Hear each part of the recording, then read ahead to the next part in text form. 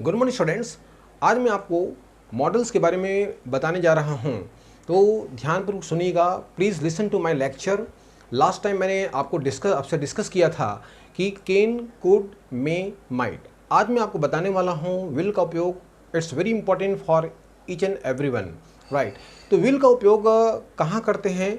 Will का उपयोग future action को बताने के लिए करते हैं। फ्यूचर एक्शन में थर्ड पर्सन और सेकंड पर्सन के साथ करते हैं, बेटा इसको ध्यान रखिएगा।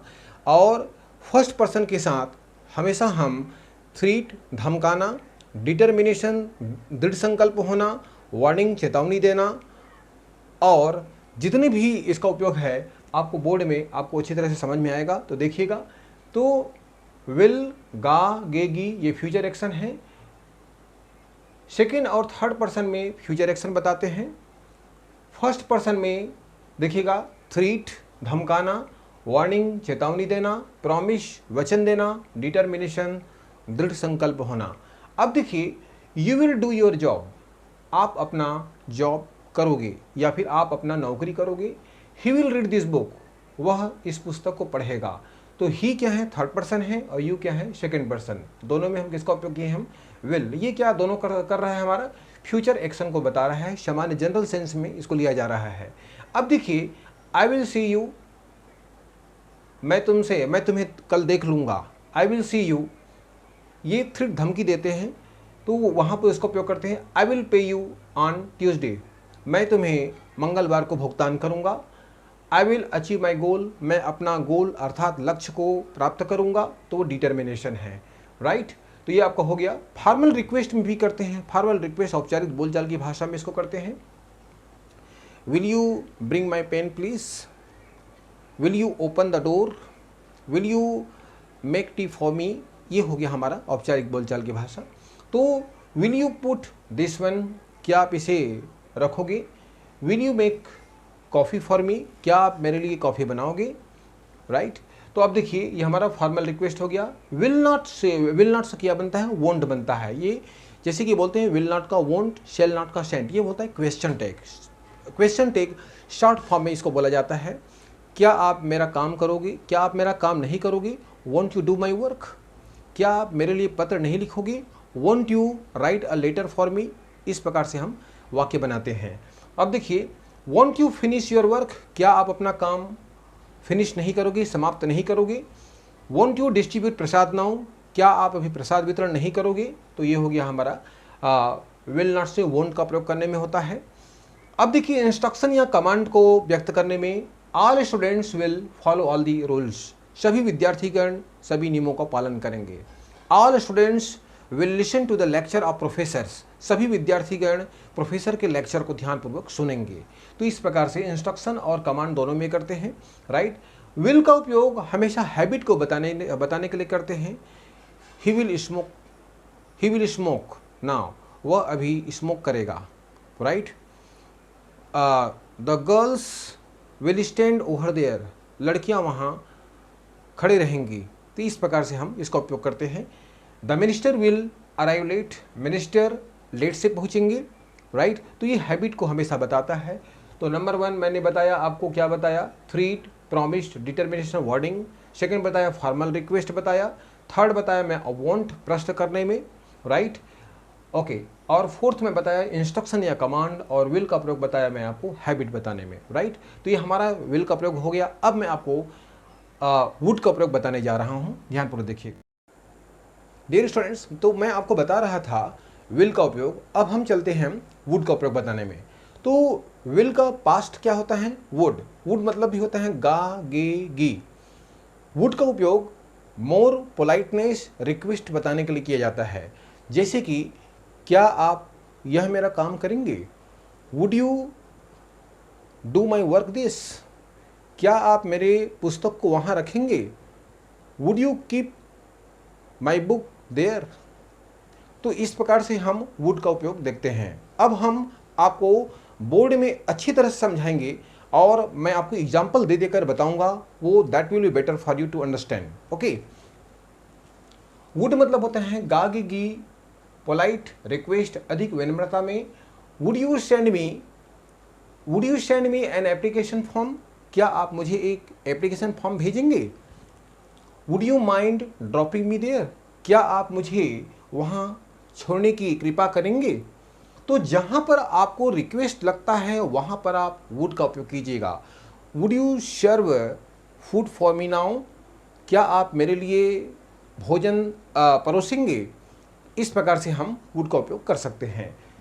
प्रोबेबिलिटी नंबर 1 पोलाइट या रिक्वेस्ट, पोलाइट रिक्वेस्ट के लिए करते हैं, शिष्टतापूर्वक निवेदन करने के लिए। नंबर 2 मैं आपको बता रहा हूँ प्रोबेबिलिटी रिप्रेजम्पशन। प्रोबेबिलिटी मतलब होता है संभावना, और प्रिजम्पशन मतलब होता है काल्पनिक। जैसे कि मैंने बोला my father would be in foreign now, मेरे पिताजी अभी विदेश में होंगे।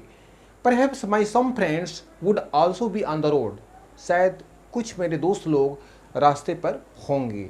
राइट अब देखिए ये प्रोबेबिलिटी हो गया। प्रिजम्पशन अनुमानित लगाना, लगभग वो 97 साल की होगी। She would be about 97 year old. Right तो देखिए she would be in the club house now, वह क्लब हाउस में होगी। He would be about 87 now, वह 87 साल की लगभग होगा। राइट तो ये प्रिजम्पशन हो गया। रेदर के साथ वुड होता है किसी को प्रेफरेंस बताने के लिए करते हैं, किसी को किसी से किसी अन्य चीज़ से इस चीज़ को प्रेफरेंस को बताने के लिए किया जाता है। जैसे एग्जांपल के तौर पर I would rather read than wander, मैं घूमने की अपेक्षा पढ़ना पसंद करूंगा। जैसे एग्जांपल के तौर पर और बोलूंगा मैं I would rather watch the news than any other programme, मैं अन्य प्रोग्राम के अलावा मैं ये समाचार को देखना पसंद करूंगा। यानी जब आप किसी एक चीज़ को छोड़ करके दूसरी चीज़ को आप बता रहे हो, प्रेफरेंस दे रहे हो, तो वहाँ पर आप रेदर का उपयोग कर सकते हैं। I would read this novel rather than economic book. Right तो मैंने बोला मैं इकोनॉमिक बुक को छोड़ करके मैं नावल पढ़ना पसंद करूँगा। राइट यानी इकोनॉमिक बुक है उसको छोड़ करके, उसको प्राथमिकता ना दे करके मैं नावल पढ़ना पसंद करूँगा। Okay rather. विश के साथ भी होता है वुड का उपयोग। विश मतलब होता है चाहना। अब देखिए I wish she would prepare for IFS examination, मैं चाहता हूँ कि वो IFS परीक्षा की तैयारी करें। Right I wish Monalisa would prepare for MSc examination, मैं चाहता हूं कि मोनालिसा MSc परीक्षा की तैयारी करे। ओके तो विश में हमेशा वुड का उपयोग करते हैं, वुड में हमेशा वुड रेदर में हमेशा वुड का उपयोग करते हैं, इसको थोड़ा ध्यान रखिएगा। अनरियल कंडीशनल सेंटेंस, इसको बोलते हैं शर्त सूचक वाक्य। जैसे मैंने कहा राइट तो मैं आपको बता रहा था कि रेदर के साथ वुड, विश के साथ वुड। अब मैं बताऊंगा अनरियल कंडीशनल सेंटेंस, इसको बोलते हैं शर्त सूचक वाक्य। ना होते हुए भी कुछ होना, इसको बोलते हैं कंडीशनल सेंटेंस। यहाँ देखिए if I had 2 crore rupees, यदि मेरे पास 2 करोड़ रुपए होते, I would donate 50 lakhs to the trust, तो मैं उसे 50 लाख रुपए ट्रस्ट को दान दे देता। राइट इसी प्रकार से if I had best friend I would make good progress in my life. Okay यदि मेरे पास बहुत अच्छे दोस्त होते तो मैं बहुत अच्छे तरक्की करता अपने जीवन में। राइट अब यहाँ पर देखिए if Radha were an inspector, Radha एक सामान्य इंसान है, यदि राधा इंस्पेक्टर होती तो she would help to the people. Otherwise वो लोगों को हेल्प करती। यदि राधा इंस्पेक्टर होती तो वो लोगों को हेल्प करती, ध्यान रखिएगा। ओके ये अनरियल कंडीशनल सेंटेंस में आते हैं। उसी प्रकार से पास्ट परफेक्ट में लागू होता है, ध्यान रखिएगा।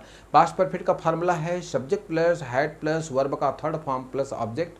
अब यहाँ पर देखिए if he had helped me on time, यदि वह मुझे समय पर सहायता दे दिया होता, I would not have troubled, मुझे कष्ट नहीं मिलता। राइट और मैं आपको बता रहा हूं if Duryodhan had offered little bit of land to the Pandavas, Mahabharat war would not have resumed, यदि दुर्योधन पांडवों को थोड़ा सा भी जमीन दे दिए होते तो महाभारत की युद्ध नहीं छिड़ती, right. If Draupadi Draupadi had not loved it Duryodhan, अंधे का बेटा अंधा, the Mahabharat war would not have begin. यदि द्रौपदी दुर्योधन पर अंधे का बेटा अंधा कहकर नहीं हंसी होती तो महाभारत युद्ध नहीं छिड़ती। तो इस प्रकार से हम इसका उपयोग कर सकते हैं। डायरेक्ट टू इनडायरेक्ट बताने के लिए करते हैं, जैसे कि पूनम टोल्ड राज, पूनम ने राज से कहा कि that she would have Poonam told Raj that she would solve your problem. Poonam ने राज से कहा कि वह आपकी प्रॉब्लम को सॉल्व कर देगी, राइट। तो इस प्रकार से डायरेक्ट टू इनडायरेक्ट बताने के लिए भी करते हैं पल्लो वुड का उपयोग। ध्यान रखना, मैंने आपको बताया वुड का उपयोग, पहला क्या बताया, रिक्वेस्ट, दूसरा बताया मैं आपको प्रोबेबिलिटी, संभावित या कल्पना, रेदर के साथ वुड का उपयोग बताया, जिसको ज़्यादा प्राथमिकता देते हैं बेटा, किसी भी चीज़ को प्राथमिकता दे रहे, एक को छोड़कर दूसरे को प्रीफर करना, उसको बोलते हैं रेदर में उपयोग करेंगे, ध्यान रखिएगा। अनरियल कंडीशन में कंडीशनल सेंटेंस में विश के साथ करते हैं, मैं आपको बताया हूँ। और अनरियल कंडीशन यदि शर्त सूचक वाक्य में इसका उपयोग करते हैं, पास्ट परफेक्ट टेंस में करते हैं कंडीशनल सेंटेंस, और डायरेक्ट टू इनडायरेक्ट। तो मैं आपको डिटेल से वुड का उपयोग बता दिया हूँ, अच्छी तरह से आपको समझ में आया होगा। अब हम पढ़ते हैं शेल का उपयोग। शेल का उपयोग कैसे करते हैं, तो इसका उपयोग डियर स्टूडेंट्स, तो मैं आपको बता रहा था कि विल और वुड का उपयोग अब मैं आपको बताना समाप्त कर दिया हूँ। अब मैं आपको बताने जा रहा हूँ, ध्यानपूर्वक सुनिएगा, शेल का उपयोग कहाँ करते हैं। शेल का उपयोग करने में विद्यार्थीगण बहुत कन्फ्यूजन में आते हैं, तो आज मैं आपको बहुत ही अच्छी तरह से क्लियर करने वाला हूँ, राइट। वैसे ग्रामर की ट्रेडिशनल ग्रामर के अनुसार आई और वी के साथ होता है शेल। आई और वी होते हैं हमारा बेटा फर्स्ट पर्सन, और जितने भी सेकेंड पर्सन थर्ड पर्सन में जो भी सब्जेक्ट आते हैं उनमें हम विल का प्रयोग करते हैं। लेकिन आजकल बोलचाल की भाषा में हम आई और वी के साथ भी विल का प्रयोग करते हैं और लोग मान रहे हैं, राइट। तो विल का प्रयोग करते हैं पक्की चीज़ों को बताने में, और शेल का प्रयोग होता है कोई एकदम पक्का नहीं होता। लेकिन अंग्रेजी में कुछ ऐसे पर्टिकुलर कुछ स्पेशल रूल्स ऑफ रेगुलेशन है जिसे हमें फॉलो करना बहुत ज़रूरी है। तो शेल का उपयोग कहाँ करते हैं मैं आपको बता रहा हूँ। शेल मतलब होता है गागेगी, ये फर्स्ट पर्सन में फ्यूचर के एक्शन को बताता है, और सेकेंड और थर्ड पर्सन में थ्रीट धमकी देना, डिटर्मिनेशन दृढ़ निश्चय, प्रॉमिस वचन देना, इसी प्रकार से अन्य जितने भी रूल्स है उसको बताता है। तो अब मैं आपको बोर्ड में समझाने वाला हूँ, ध्यानपूर्वक देखिएगा। It is most important for you to use of shall. Okay, shall गागेगी फर्स्ट पर्सन फ्यूचर एक्शन को बताता है, जैसे कि अब देखिए, और सेकेंड और थर्ड पर्सन में थ्रीट वार्निंग प्रॉमिस डिटर्मिनेशन को बताता है बेटा। थ्रीट मतलब धमकी देना, वार्निंग चेतावनी देना, प्रॉमिस वचन देना, डिटर्मिनेशन दृढ़ निश्चय। Okay, I shall go to village tomorrow, ये फ्यूचर के एक्शन बता रहा है, यानी मैं कल गांव जाऊंगा। She shall meet at 1:30 PM, वो प्रॉमिस है कि वह 1:30 बजे मुझसे मिलेगी, राइट, दोपहर में 1:30 बजे मिलेगी। Raju shall work hard to achieve success, Raju सफलता पाने के लिए मेहनत करेगा, राइट, ये डिटर्मिनेशन है।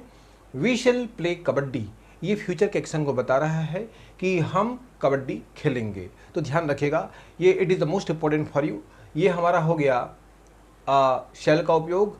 ध्यान रखिएगा, इसमें थ्रीट वार्निंग प्रॉमिस डिटर्मिनेशन का उपयोग करते हैं। सेकेंड और थर्ड पर्सन में शेल नॉट को प्रोहिबिशन के लिए भी करते हैं। शेल नॉट का शॉर्ट फॉर्म होता है शेंड, जैसे विल नॉट का शॉर्ट फॉर्म होता है won't, right. Nobody shall write on the wall, second person में क्या क्या आते हैं आपको मालूम होगा। सेकेंड पर्सन में यू आते हैं, थर्ड पर्सन में ही सी इट और दे आते हैं, और किसी व्यक्ति का नाम आता है बेटा, उसमें ध्यान रखिएगा। शेल नॉट को उपयोग करते हैं। तो nobody shall write on the wall, कोई व्यक्ति दीवार पर नहीं लिखेंगे। Nobody shall write on the table, right. You will not say something, not say anything just about that man, आप उस व्यक्ति के बारे में कुछ नहीं बोलोगे। तो ये प्रोहिबिशन का बोल रहा है कि मैं बोला कि you will not put any concrete on the road, आप कंक्रीट रास्ते पर नहीं रखोगे। तो ये निषेध वाक्य हो गया। तो you shall not meet her, आप उससे नहीं मिलोगे। तो जैसे ही शेल नॉट आता है हमारा निषेध वाला वाक्य होता है। निषेध वाले वाक्य में सेकेंड और थर्ड पर्सन में हम किसका उपयोग करते हैं? शेल का उपयोग करेंगे। फर्स्ट पर्सन के साथ सेवा देने के लिए जैसे कि शेल आई असिस्ट यू, क्या मैं आपका सहायता दूं? Shall I carry this luggage into your office, क्या मैं ये लगेज को आपके ऑफिस में ले जाऊं? Shall I take this bike in your home, क्या मैं ये बाइक को आपके घर में ले जाऊं? तो इस प्रकार से हम वाक्य बोल सकते हैं। तो कहाँ पर उपयोग करते हैं? फर्स्ट पर्सन के साथ। फर्स्ट पर्सन में क्या क्या आते हैं? आई और वी आते हैं। तो shall we say something about Rahim in place of you, क्या आपकी जगह में रहीम कुछ बोले? तो समथिंग लाइक दैट। अब देखिए शेल का, शेल आई असिस्ट यू, क्या मैं आपका हेल्प करूं या सहायता दूं? Shall I carry this luggage in your room, क्या मैं या क्या आपके रूम में इस लगेज को ले जाऊं? Shall I open the ventilation, क्या मैं रोशनदान को खोलूं? राइट। इस प्रकार से हम दूसरों को हेल्प करने के लिए, असिस्ट करने के लिए शेल का उपयोग कर सकते हैं। राइट। शेल थर्ड पर्सन दूसरों की इच्छा अनुसार कार्य करने में, थर्ड पर्सन के साथ का थर्ड पर्सन में ही सी इट किसी व्यक्ति का नाम आ सकता है। Shall he wait for me outside, क्या वह मेरा प्रतीक्षा करेगा या करे? Something like that. तो इसका उपयोग थर्ड पर्सन में उपयोग कर सकते हैं। Shall my father wait for him, क्या मेरे पिताजी उसके इंतजार करें?